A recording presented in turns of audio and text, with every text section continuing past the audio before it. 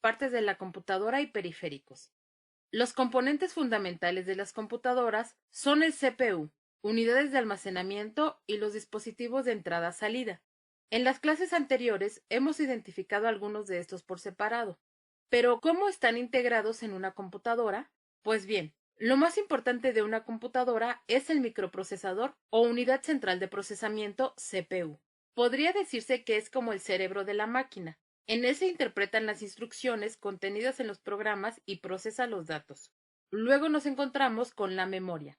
Es muy importante porque se encuentra acoplada al CPU y almacena las instrucciones que forman un programa y la información que manipulan estos. Pero ¿cómo se comunica el CPU con la memoria RAM y demás componentes de la computadora? Para ello la computadora cuenta con el bus de datos y el bus de direcciones.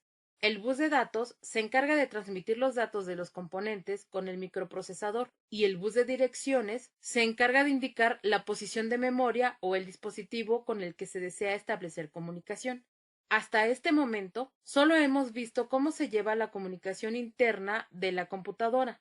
Pero, ¿cómo se comunica la computadora con el mundo exterior? Para ello, la computadora también cuenta con diferentes interfaces de puerto, las cuales permiten la comunicación con los diferentes periféricos de entrada y salida. Actualmente existen una gran variedad de interfaces de puertos. Las más comunes son PS2, VGA, RJ45, paralelo de sonido, y los más recientes como el bus serial universal USB y la interfaz multimedia de alta definición HDMI. Ahora que ya hemos visto que la computadora cuenta con diferentes interfaces de puertos, podemos hablar de las partes que integran una computadora. Las necesarias para su funcionamiento son: el disco duro es la principal unidad de almacenamiento de información, datos y programas de una computadora. Se encuentra instalada dentro del gabinete principal. El monitor nos permite ver la información de una manera que podamos interpretarla. Actualmente existen con tecnología de plasma, LCD y LED. El tamaño del monitor se mide en pulgadas y puede conectarse a los puertos VGA y los más modernos a puertos HDMI. El teclado permite que podamos introducir órdenes y datos en una computadora. El más usual es el conocido como QWERTY.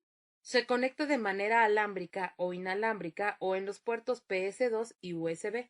Otro elemento es el mouse. Es un dispositivo apuntador que nos permite el manejo de un entorno gráfico en una computadora. Se puede conectar de manera inalámbrica o a través de los puertos PS2 y USB.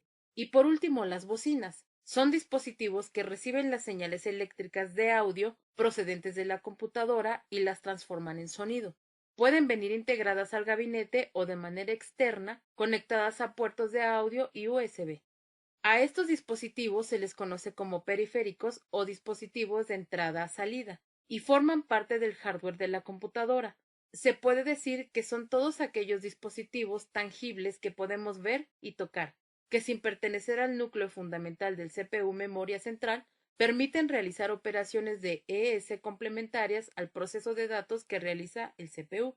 El proceso general de comunicación es de la siguiente manera. El CPU está corriendo constantemente una rutina, cargándola en la memoria RAM para detectar dispositivos en las diferentes interfaces de puerto a través de los buses de datos. Una vez que detectan algún dispositivo conectado, entra en comunicación con él por medio de los buses de direcciones y la interfaz de puerto. Si es un dispositivo de salida, envía los datos requeridos. Por otro lado, si se trata de un dispositivo de entrada, el CPU recibe las instrucciones por medio del bus de datos, la procesa y envía la información resultante nuevamente a algún dispositivo conectado a su interfaz de puerto.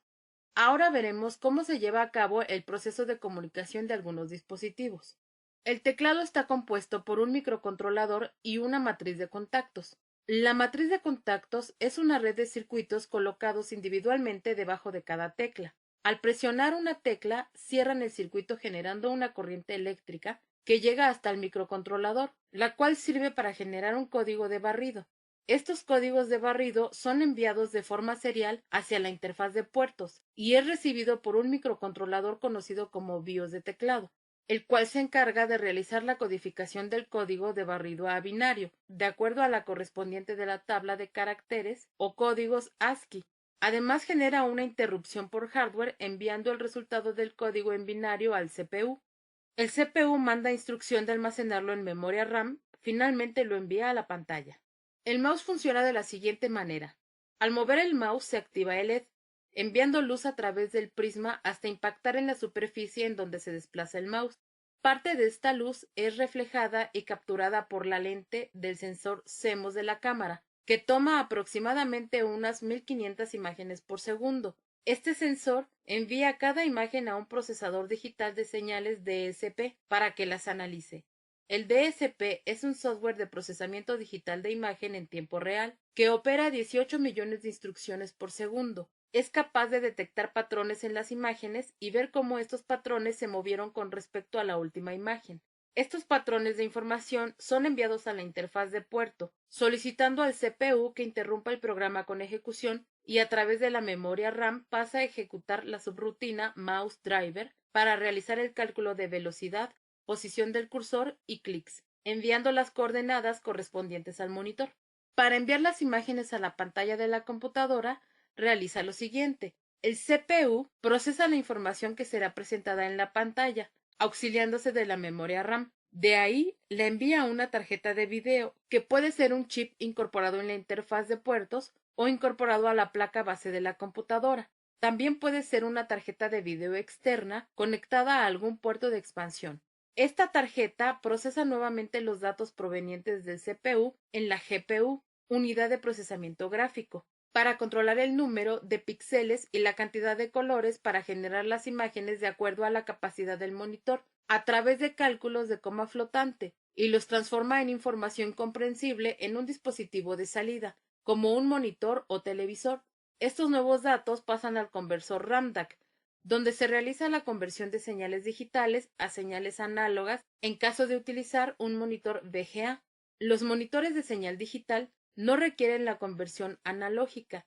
Si se trata de una tarjeta de video externa, en el chip de video GPU se encarga de realizar todos los cálculos para crear las imágenes, dejando al CPU realizar otras funciones. Una vez que han sido procesadas las señales en la tarjeta de video, son enviadas al monitor o pantalla. Tanto los monitores de LED y LCD, el funcionamiento es el mismo. Ambos están formados por varias capas. La única diferencia es la mayor o menor cantidad de luz a través de ellas. Las capas son las siguientes. Capa 1. Es la capa más alejada al ver el monitor de frente y se conoce como el backlight. Se encarga de añadir una fuente de luz. En ella se mejora el contraste y la visibilidad de las imágenes. En monitores LCD usamos una lámpara de halógeno. En el caso de los LED, son diodos LED. Capa 2. La segunda capa es un filtro polarizado que solo deja pasar la luz polarizada 90 grados. Capa 3. En esta capa se encuentra el cristal líquido o los diodos de LED. Su característica más importante es que son capaces de cambiar sus propiedades según se le aplique un determinado voltaje y funciona como un filtro polarizado controlado por electricidad. Capa 4. Se pone una capa que filtra el color, es decir, convertimos la luz blanca en otro color, a través de varios cristales pintados para la creación de colores complejos. Por cada píxel se ponen 3 de estos subpíxeles, uno rojo, otro verde y otro azul. Al estar tan pegados, el ojo humano no es capaz de distinguirlos. Por ejemplo, la tarjeta gráfica le dice al monitor que en tal píxel tiene que poner un 10% de verde, un 20% de rojo y un 10% de azul. De esta forma, se controla perfectamente el color que se crea. Capa 5. Es un filtro polarizado que solo deja pasar la luz polarizada. Permite el paso de luz de forma horizontal. Capa 6. La luz que atraviesa la pantalla permite ver los subpíxeles cuadrados iluminados, formando la imagen de acuerdo a la luz permitida por el filtro. Si el subpíxel se oscurece, es porque no le llega ninguna luz y por lo tanto no se requiere para formar la imagen. Otros periféricos de entrada son el escáner. Es un dispositivo semejante a una fotocopiadora, pero en lugar de copiar en papel la imagen, la información la transforma en un documento electrónico. El micrófono, el cual sirve para grabar sonidos de cualquier lugar o elemento. Se utiliza para llevar conversaciones en Internet o para grabaciones de audio. Cámara web. Sirve para capturar imágenes. Se utiliza para transmitir imágenes a través de Internet hacia otras computadoras de forma privada. Joystick. Sirve para mandar instrucciones a la computadora sin usar teclado ni mouse. Se utiliza para jugar videojuegos en la computadora. En cuanto a los periféricos de salida, tenemos a la impresora. Permite producir una gama de textos o gráficos de documentos en formato electrónico, imprimiéndolos normalmente en papel, utilizando cartuchos de tinta o tecnología láser. Pueden conectarse a puertos de interfaz Ethernet, USB o de manera inalámbrica. Bocinas y auriculares. Se utilizan para escuchar el sonido reproducido en la computadora.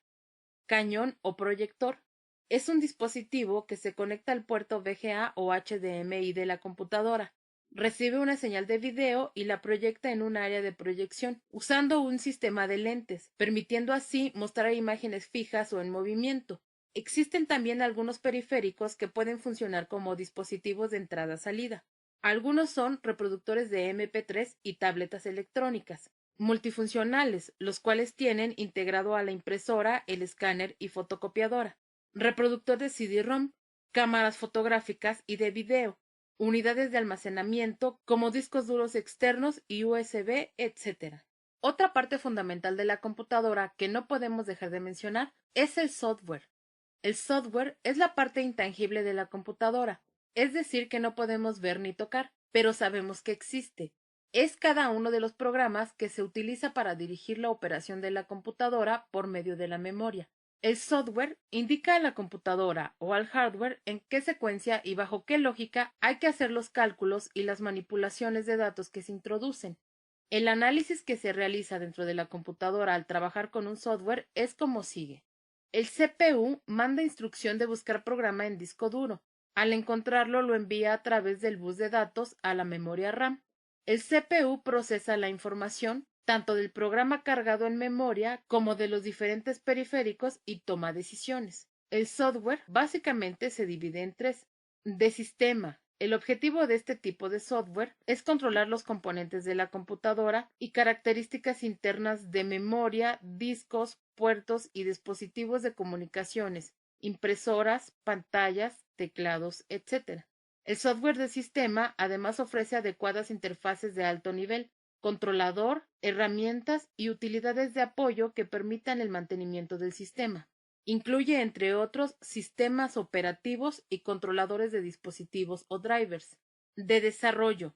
Son herramientas que permiten al programador desarrollar programas informáticos como compiladores, depuradores, etc. Y de aplicación. Es aquel que permite a los usuarios llevar a cabo una o varias tareas específicas como procesadores de texto, hojas de cálculo, videojuegos, etc. Como conclusión, podemos decir que a través del hardware la computadora desempeña funciones de entrada y salida, pero también desempeña funciones de procesamiento y almacenamiento de la información, y que sin el software la computadora sería un conjunto de piezas inservibles.